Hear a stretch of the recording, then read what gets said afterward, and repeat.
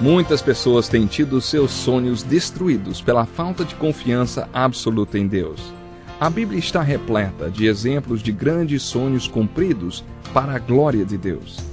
Encontro com a Palavra é um programa escrito pelo Dr. Dick Woodward e narrado por Pastor Edson Bruno.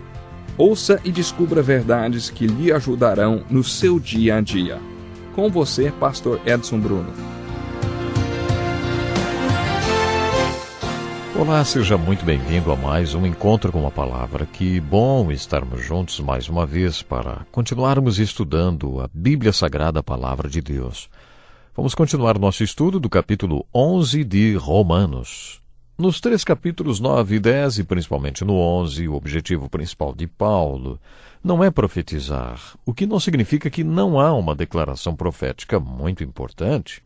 Acho que há uma das passagens proféticas mais importantes das Escrituras. O ponto que Paulo enfatiza no final é que os judeus rejeitaram os dons de Deus e por isso Deus voltou sua misericórdia para os gentios. Por causa da rebeldia dos judeus, a misericórdia de Deus veio sobre nós, gentios. Esta foi a conclusão de Paulo no versículo 32.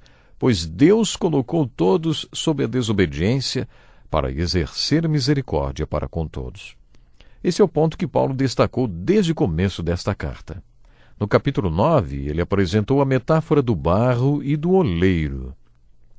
Você se lembra de Paulo ter falado que Deus, do mesmo barro, fez vasos para honra e para desonra? Alguns teólogos defendem que, ao falar em vasos para desonra, Paulo estivesse se referindo à humanidade caída. O que quer dizer isso? Você se lembra o nome dado ao vaso bom? Vasos de misericórdia. Este é o ponto principal. O fato do vaso ser nobre ou de desonra não tem nada a ver com o barro. Não foi o barro que determinou o tipo de vaso que seria. Foi a soberania e a misericórdia de Deus, foi a fé. Existe algo em nós, talvez o nosso ego, que quer ser responsabilizado por alguma parte da nossa salvação. Queremos ter uma atuação, queremos ser a peça principal. Queremos que tudo dependa de nós. Mas Paulo insiste que não é nada disso. Nossa salvação veio de Deus e nada pode nos separar do amor de Deus que estava lá desde o princípio. E com este pensamento é que Paulo vai concluindo essa sessão. Eu gosto muito da conclusão que Paulo deu ao capítulo 11. Acho que é uma das passagens mais importantes de sua autoria. Há vários pontos na carta de Paulo aos Romanos que nos ajudam a entender sua mensagem. Para entender a argumentação central de Paulo nesta carta, recomendo que você estude 3 pontos. O primeiro encontra-se no capítulo 5, versículos 1 e 2, diz assim: Tendo sido, pois, justificados pela fé, temos paz com Deus por nosso Senhor Jesus Cristo. Aqui Paulo sintetiza tudo o que falou nos 4 primeiros versículos, por meio de quem obtivemos acesso pela fé a esta graça, na qual agora estamos firmes e nos gloriamos na esperança da glória de Deus. Aqui, no versículo 2, Paulo apresenta o assunto dos 4 capítulos seguintes. Esse é um ponto muito importante na sua argumentação. Depois, na divisão seguinte da carta, os capítulos 9, 10 e 11 e os 2 primeiros versículos do capítulo 12 constituem-se outro ponto da carta muito importante. Nos versículos de 33 a 36 do capítulo 11 de Romanos até o versículo 2 do capítulo 12, Paulo fez a aplicação de tudo que ensinou na carta. Ele passou da parte doutrinária da carta para a parte prática. Acompanhe comigo a leitura da doxologia no final do capítulo 11 de Romanos. Diz assim: Ó profundidade da riqueza da sabedoria e do conhecimento de Deus! Quão insondáveis são os seus juízos e inescrutáveis os seus caminhos! Quem conheceu a mente do Senhor? Ou quem foi seu conselheiro? Quem primeiro lhe deu para que ele o recompense? Pois dele, por ele, para ele são todas as coisas. A ele seja glória para sempre. Amém. Esta doxologia coloca em perspectiva as dificuldades destes 3 capítulos. Nela, Paulo conclui 3 capítulos difíceis de serem abordados. Eu não teria a pretensão de dizer que poderia explicar todo o conteúdo desses capítulos, nem de dizer por que Paulo afirma isso aqui e declara isso lá. Existem tantos paradoxos e aparentes contradições nesse trecho das Escrituras, mas com base nesta doxologia, Não precisamos solucionar todos os paradoxos. Lembre que essa doxologia está no final do capítulo 11 de Romanos. Agora Paulo inicia a parte prática da carta com os 2 primeiros versículos do capítulo 12. Diz assim: Portanto, irmãos, rogo-lhes pelas misericórdias de Deus que se ofereçam em sacrifício vivo, santo e agradável a Deus. Este é o culto racional de vocês.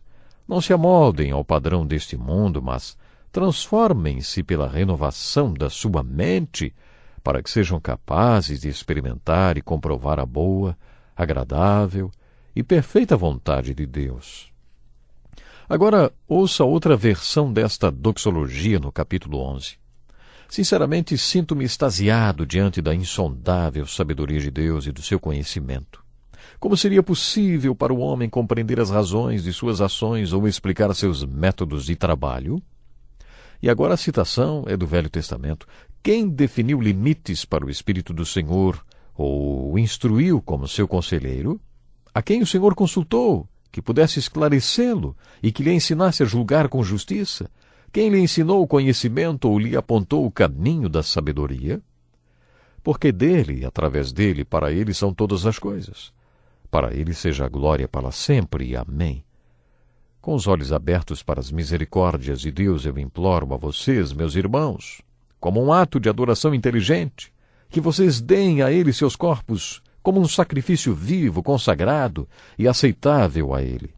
Não deixem que o mundo ao redor os molde, mas deixem que Deus remodele suas mentes de dentro para fora, para que vocês provem na prática que o plano de Deus para vocês é bom e cumpre todas as exigências de Deus e os leva à avisada e verdadeira maturidade. Essas palavras são muito profundas e bonitas também. Como esses 6 versículos podem transformar sua oração de vida? Com qual perspectiva você se retira para os seus momentos de oração? A Bíblia possui várias passagens que nos ensinam a orar e a perspectiva de como devemos orar, a perspectiva que devemos ter quando a gente ora. Será que quando você tem seus momentos de oração com Deus, acha que ele depende de alguma informação que você possa lhe dar? Você acha que existe alguma coisa que Deus não conhece e que você ora para lhe dar as informações que ele precisa? Você acha que Deus precisa de algumas dicas?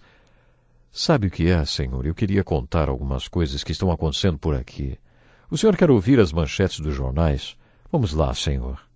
Isso é ridículo. Paulo menciona o conhecimento de Deus. Ó profundidade da riqueza, da sabedoria e do conhecimento de Deus! Quanto Deus sabe? Sabemos que o conhecimento de Deus é infinito, imensurável. A seguir, Paulo menciona a sabedoria de Deus. Sabedoria é o que você faz com o que você sabe. Quer dizer, é o conhecimento colocado em prática. Então, se Deus sabe tudo, o que dizer da sua sabedoria? Será que ele sabe o que fazer com aquilo que ele sabe? A sabedoria de Deus é insondável. E o que dizer das decisões de Deus? Sobre ter escolhido Israel, ou os gentios, ou se o povo foi escolhido, ou eles escolheram, ou se as suas situações são verdadeiras. Seja lá como for, Deus tomou certas decisões a respeito disso tudo. Você acha que as decisões de Deus são corretas? Lembre-se que decisões de Deus são baseadas no seu conhecimento imensurável e na sua sabedoria insondável. Se as decisões de Deus são baseadas no seu conhecimento e sabedoria, os dois perfeitos, você acha que as decisões de Deus poderiam ser erradas? Acho que Paulo demonstra ter um senso de humor bem inspirado. Quando você se fecha no seu quarto para orar, vai com a intenção de dar algumas instruções a Deus. E você será que vai também com a intenção de dar alguns conselhos a Deus? Paulo está sugerindo o seguinte: ouçam, se o conhecimento e a sabedoria de Deus são infinitos e infalíveis, então suas decisões a nosso respeito devem ser inquestionáveis, mesmo que não a compreendamos. Gosto da definição de fé do capítulo 6 de João. O Evangelho de João é repleto de definições de fé e ilustrações destas definições. Nesse capítulo está registrado o sermão do pão da vida, o sermão mais difícil de ser compreendido que Jesus pregou. Quero dizer que esse sermão é mesmo bem pesado. Jesus fala sobre beber o seu sangue e comer a sua carne, e por causa dessas palavras muitos discípulos desistiram de segui-lo e voltaram para casa. Eu acho que Pedro não entendeu nada do que Jesus falou. O Senhor se voltou para Pedro e, para testá-lo, perguntou: "E você, Pedro, também quer ir?" E Pedro, mesmo sem ter entendido uma só palavra do que Jesus falou, respondeu: "Senhor, para quem iremos nós? Tu tens as palavras de vida eterna." Mesmo sem ter entendido nenhuma palavra do que o Senhor falou, Pedro estava decidido a segui-lo.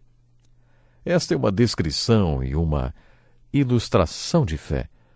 Creio que esta é a ideia da doxologia de Paulo no final do capítulo 11 de Romanos. Esse trecho do capítulo 11 traz uma profecia de um retorno espiritual. Os judeus vão se voltar para Deus. Eles buscarão a Cristo. Zacarias também previu isso. Ele conta que um dia um judeu será agarrado pelos cabelos por homens que sabem que Deus está com ele e vão querer saber tudo sobre Deus. Os profetas estão dizendo que vai chegar um tempo em que os judeus voltarão a ser os grandes profetas que um dia eles foram. Os velhos rabinos ensinavam fazendo perguntas a seus alunos. Uma vez perguntaram ao rabino Hillel por que os rabinos sempre respondem a uma pergunta com outra pergunta, e Hillel respondeu: "E por que não?"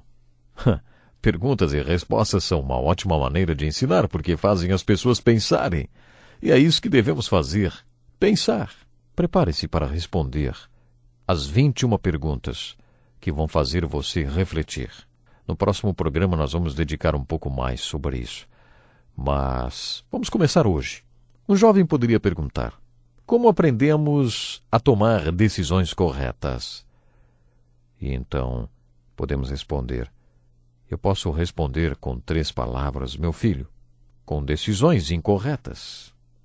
É assim que aprendemos a tomar boas decisões e aumentar nossa sabedoria, com decisões erradas. Mas tomando decisões erradas? Não, isso é inadmissível.